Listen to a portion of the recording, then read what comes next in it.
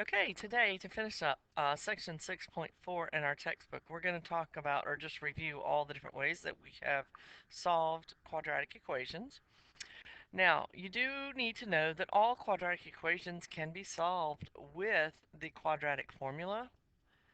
However, it's not always the quickest or most efficient. So if you choose to solve every problem that we have with the quadratic formula, you're not going to finish our test. And of course, there will be some specifically designed for certain procedures because that's part of what we're trying to teach you is the different processes that are used to solve them. So first off, when you have a quadratic equation, ax squared plus bx plus c equal to 0, okay, and the first thing you really want to check for if it is a trinomial with all three of those terms is you want to check and see if it can be factored easily. And I'm going to talk about that as we go through it. Okay, and if it can, then the easiest way is going to be to factor, easiest and quickest way is to factor and use our zero product principle that we've talked about. Okay, I have an example right here for you. Product, doesn't look like product. Okay, they factored it, set each factor equal to 0, and solved. And believe it or not, that is faster than the quadratic formula. Okay? Then the other type we have was when we didn't have a linear term, no x term, or b was equal to 0. Then in that case, what you want to do is isolate, means to get it all by itself, isolate your x squared term, and use the square root property. Okay, back up here, factored easily. Okay, isolate your x squared. So when we had this example, we moved the 7 to the other side, which is why it changes signs, and then we divided by 4. So this is getting the x squared all by itself, and then you took the square root, which is your plus or minus the square root of 7 over 2. Okay, sometimes it's not really an x squared, it's a u squared, and that is actually a polynomial. Okay, so as an example of that, it looks like this.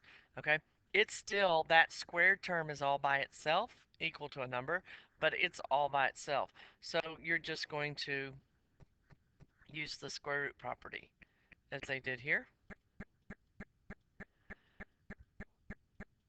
All right, so they took the square root of both sides. Of course, that cancels out, leaving us with x plus 4. And that's plus or minus the square root of 5, and when we move the 4 over, we have to subtract, which is why it's negative. Okay? And then the last one, like I said, is the go-to for any problem, and that is if the factoring is too difficult is when it should be used.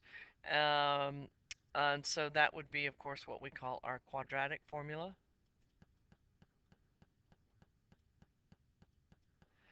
And remember that's x equals negative b plus or minus the square root of b squared minus 4ac all over 2a.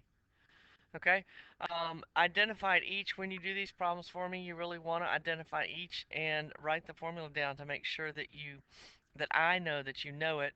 Okay, and they put parentheses around everything that's substituted in. The 4 doesn't have it because the 4 is in that problem. The 2 doesn't have it because the 2 is in the original formula. But it is most important, as I keep saying over and over again, if you have a negative number, then you absolutely need to put parentheses around it when you do your problem. Okay, so let's do a few examples. Looking at 3x squared minus 4x minus 4, okay, excuse me, equals 4, the first thing you always need to do if you have those three terms is to set it equal to 0. So when I take the 4 to the other side, that's subtracting, which means that it changes sign. So negative 4x stays, but minus 4 equals 0. Now, when you're looking at that, to see if it's easily factored, what we've talked about is a times c is equal to negative 12. Okay? Because remember, this is our a, this is our b, negative 4, and c is negative 4. So you're looking for the factors of 12, 1, 12, 2, 6, 3, and 4. And you're looking for those factors, b is equal to negative 4.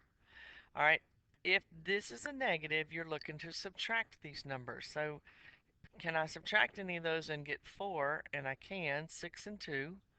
And if I need negative 4, then I want negative 6.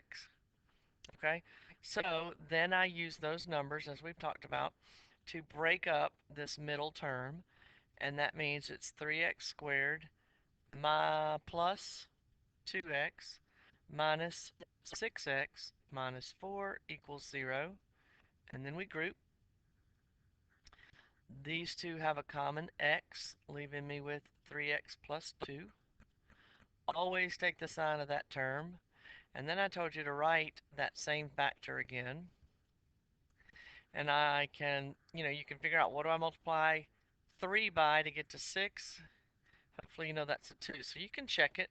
Negative 2 times 3x is negative 6x. Negative 2 times positive 2 is negative 4. So that shows that I've factored that correctly. These two are in common, so I have 3x plus 2, x minus 2 equal to 0. And then I set, let's see if I can move this guy down. He's in the way a little bit. Move him down too. I know y'all can't, but y'all have some margins that you can write in. Alright, so we set each factor 3x plus 2 equals 0, x minus 2 equals 0. I subtract 2. I still gonna run out of room. 3x equals negative 2.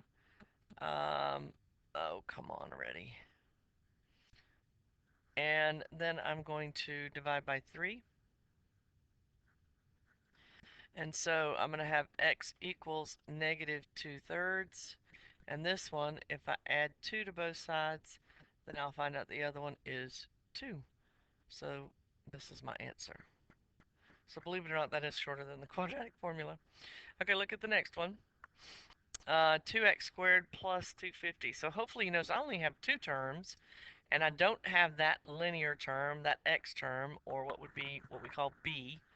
Okay, so in this case, I'm going to isolate my squared term by dividing both sides by 2. And x squared equals 125. And now I have it isolated, so I'm going to take the square root of both sides. And that gives me x equals plus or minus. That ends in a 5, which means it's divisible by 5. So 5 goes into it 25 times.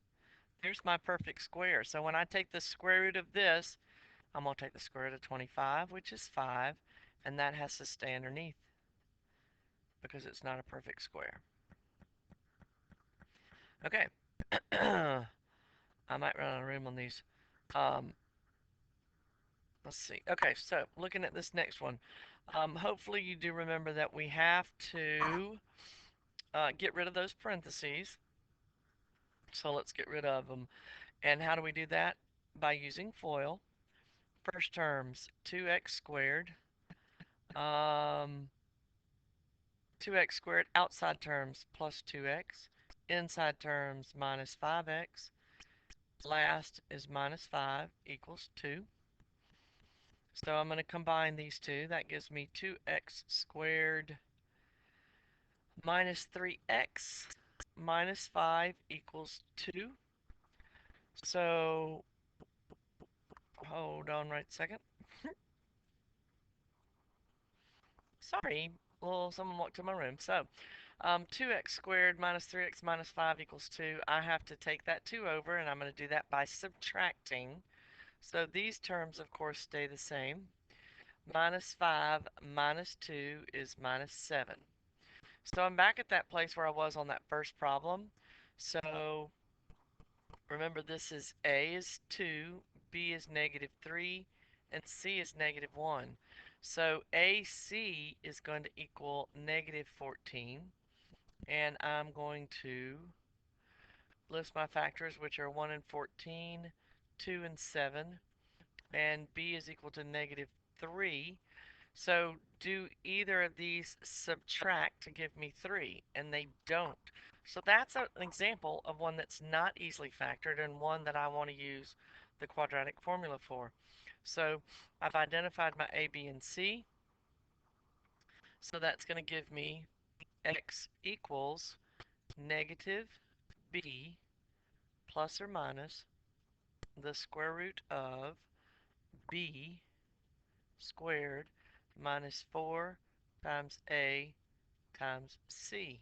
So again, notice anytime my a, b, or c was negative, I have it in parentheses all over 2a.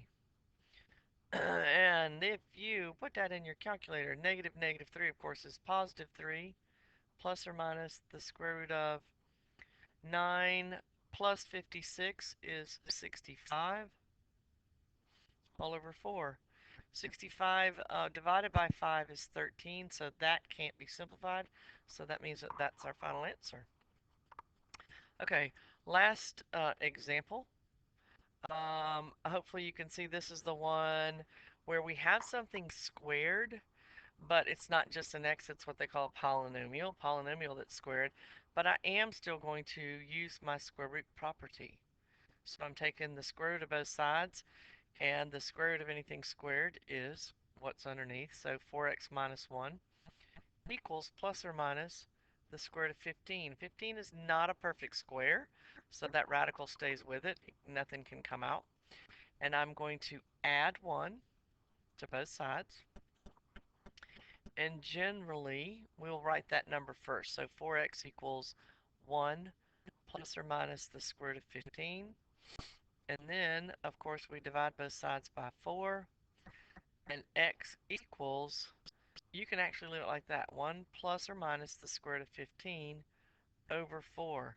And the reason that you will leave it like that, if you notice how that is very similar to that answer, and that one came from the quadratic formula. But hopefully you can understand that it would not have been easier to multiply that out, subtract the 5, then go figure to use your quadratic formula. It was much easier just to take the square root at that time. Alright, so you have 10 problems to practice on your own. Please come see me if you have any questions.